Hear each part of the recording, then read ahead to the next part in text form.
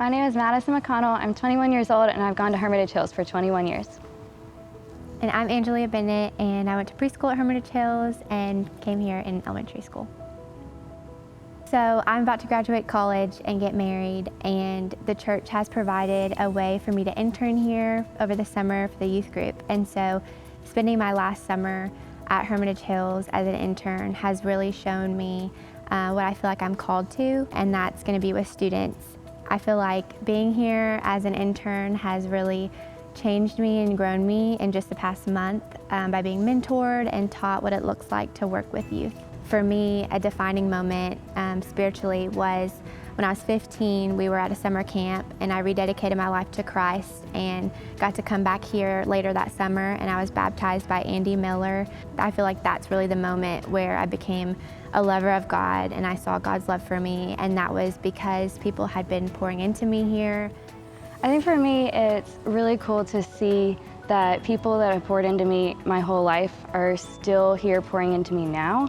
And that's been a relationship that has been growing this whole time from high school and middle school, now into college too. I see people in the hallways at church when I come back during the school year, and they still come up and hug me. And some of those people I'm able to work with now, being an intern, and I just think that's the coolest thing. I think a big way that I've grown in my faith through Hermitage Hills is being mentored, and that began even in high school.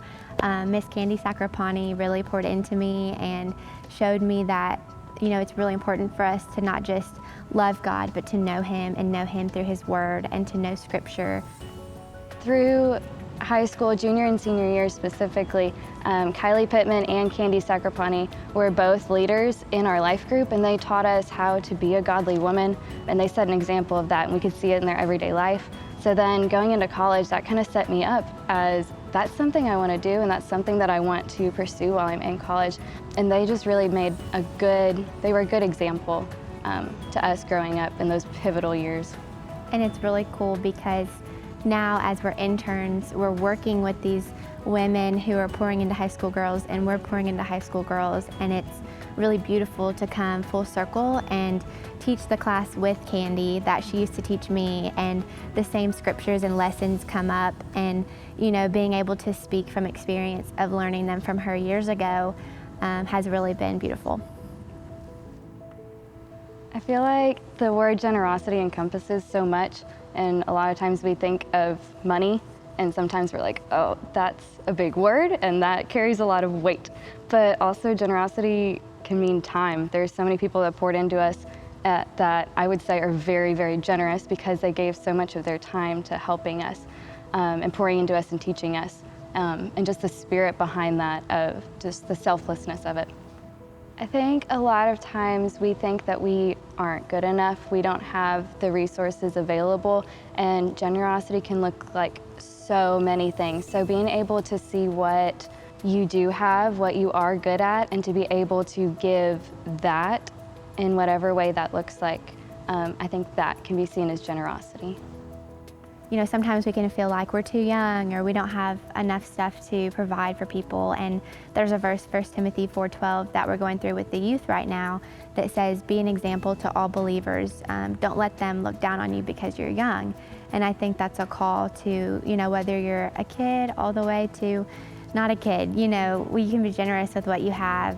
I think for me, being generous with time, with money, and investing in other people is a good investment because you're able to see life change. That's what our church is all about. Every single person that I could say that has poured into me has changed my life in some way. Now I can talk to people about spiritual things. I can go out and I can be that spiritual leader just like they were. Jesus gave all of His time and all of Himself to the people He was around. And I think, you know, when we're encouraging people, we're serving people, we're looking at them and seeing them and talking to them, the littlest things, the biggest things, you know, Jesus was all about people.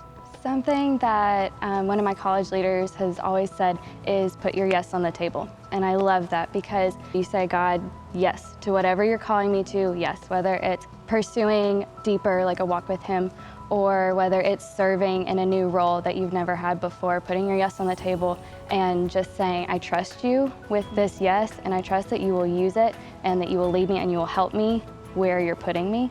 that's something that has really spoken to my life, and I think it relates directly to investing in others and investing your time and your generosity.